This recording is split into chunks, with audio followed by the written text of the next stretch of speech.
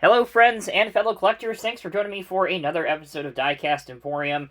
It has been a little bit of a wait, but I am so excited to bring you 3 different reviews of the new Heavy Haul Replicas 150th scale Mack Superliners. The one that you're going to be seeing in this video is the Superdog, the DeBerardinis version. There are 400 made of these, and they retail on the Heavy Haul Replicas website for $259. There will be a link where you can purchase this model in the video's description. So all you have to do is click more information in the video's description and then click the link. It'll take you straight to the website. Alright, this is obviously the second release from Heavy Haul Replicas, but also the second release for DeBerardinis. They had the RD800 Big Kenny released before. So, let's not waste any more time. Let's get straight into it. The box, or outer box style, is exactly the same as we have seen before with the RD800s. The way that you can tell them apart, again, down here, is the item number. So in this case, it's HHR for Heavy Haul Replicas 138A-1. So, the ends say do not open with a blade, and that is because there is no styrofoam protecting the model's actual box inside. So when you do open this, inevitably with a blade, just be a little bit careful. That's why you see me taking my time here to get it right. As far as how many of these were made, I believe in the initial production run for the DeBerardinis version, there were 400 of these made. So I know they are going very, very quickly. So if you want one, don't wait for one. All right, we have the outer box open now. We can pull out the model's actual box. And again, just like before, it is very nice looking with just plain black with the Mack logo and the Bulldog on all 3 sides at least. And then, the HHR logo on the end flaps. Here's all of your copyright information, again, for those that are interested in seeing that. There you go, copyright 2024. Okay, let's get this thing opened. With one of the side flaps open, we can pull out the 2 styrofoam formers. They are taped all the way around, so what I'm going to do real quickly is I'm going to cut the tape all the way around, and we'll be right back. Okay, we have the tape cut. There we go. As you can see, the excellent packing job continues. There are plenty of pieces of paper in here to protect the model and its paintwork during shipping. So let's remove some of those now. Right here is a bag that you can see in this pocket in the styrofoam. That has an extra pair of side view mirrors, should you need them. Be very careful what you grab onto. There are some potentially fragile and breakable pieces on this model.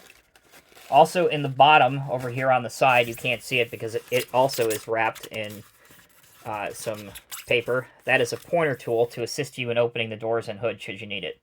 So with that, the model is out of the box, and when you move this piece of tape, which I will do here during the pause, your model is ready to be displayed. Welcome back, everyone. We've got the model on our spin table here. Let me go over a little bit more details about it, and then we'll take a look at the details and working features. So again, the model is 150th scale. It measures 6.1 inches long, 2.3 inches wide, and 2.7 inches tall. As I said in the introduction, 400 of these were made in the initial production run. It is comprised mostly of die-cast construction with a little bit of other materials for detail and function. It is authentically configured and decorated to replicate the real truck used by DeBerardinis in Florida. Again, some of the features that I will go over are the rubber mud flaps, the front and rear suspension, sliding, pivoting, and locking fifth wheel, rolling rubber front and rear axles with steerable front axle, detailed interior with suspension seats to replicate air ride. Air and electrical lines fit most trailers, or can be modified to connect. So for example, if you have, which you'll see again also in this video, if you have some of the WSI or SOAR trailers, these lines will work perfectly with those. If you have a Diecast Masters or a first gear trailer, you can modify it to work. There's also a pick tool, which is included in the set for assistance in opening the doors and hood. Here's the pick tool. You guys know what this is.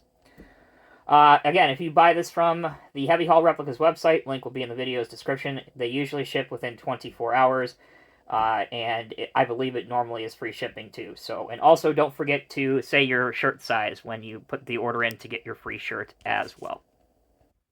Let's begin our details and decal overview by taking a look at the paint job and decals, obviously.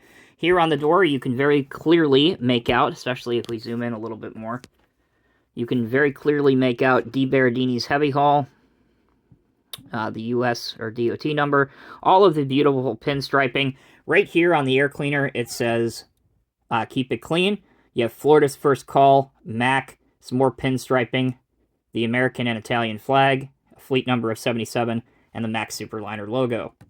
Moving along, you can see that the tires are rubber, and they look quite good. Tons of chrome on this model.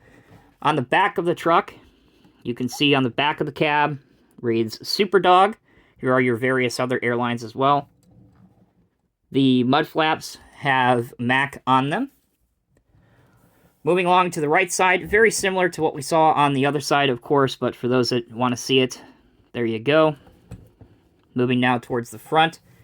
The Bulldog, which hopefully you can see in the light, the Bulldog on the hood, that is a gold Bulldog, which again replicates what's on the real truck. The iconic Mack Superliner front grille, also in chrome, and the chrome tires as well. For those that want to see what the top down looks like, we can do that. So here is your main light, your air horns, your exhaust, all of your different lines that I mentioned before, your fifth wheel, which again does pivot and slide. You can see that here. And all of the metal framing. Underneath, here's what the chassis looks like. Again, you have a front steering axle, all your tanks, and even some small fine lines that go to each of the axles and wheels back here. Okay, those are the details. When we come back, we'll take a look at the functionality. For the first part of our functionality overview, let's see how well the truck rolls. Obviously, in a straight line, it rolls very well. For steering, as you can see, it is a notched locking mechanism, but my front axle seems to lock up and doesn't want to roll. You can see that. So let's try the other way. Strangely, it does seem to work when turning right, but not turning left. That's really weird. All right, you also have an opening hood. So if we open the hood, again, you can see the engine detail inside. Again, I already mentioned the fifth wheel, so we won't spend too much time on it, but it can slide if you want to. Another bit of functionality are these airlines, which you can plug into here or there when not using them, or plug into the back of the trailer. All right, how about opening doors? That we can deliver. Again, hard to pick up on camera, but there's a very detailed interior. Let's go ahead and push open the other door as well while we've got this one open. There we go. So now our other door is open.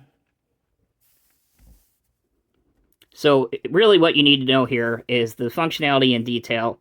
If you're new to this channel, or maybe you're new to seeing a Heavy Haul Replicas piece, is absolutely outstanding. You really can't beat it. These trucks are not the most inexpensive thing out on the market, for sure. But again, just like with everything else, you certainly get what you pay for.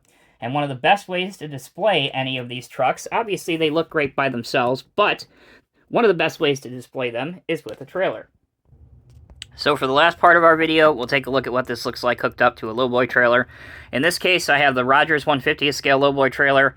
This is the re-release by WSI, and I have an old Norscot Cat 330D excavator on it. So as we pan slowly over, I think that certainly they make an excellent pairing. And now we will zoom all the way out so that you can see them all at the same time. Pardon my finger. But yeah, without question, it doesn't really matter which of the 21 color combinations you choose for the Superliners by Heavy Haul Replicas. I don't really think you'll be disappointed. It's great to see a lot of these returning liveries that we saw with the RD800s, specifically the DeBerardinis one. We already know that we are going to be getting more by this company, so should be pretty easy to build a collection based off of that.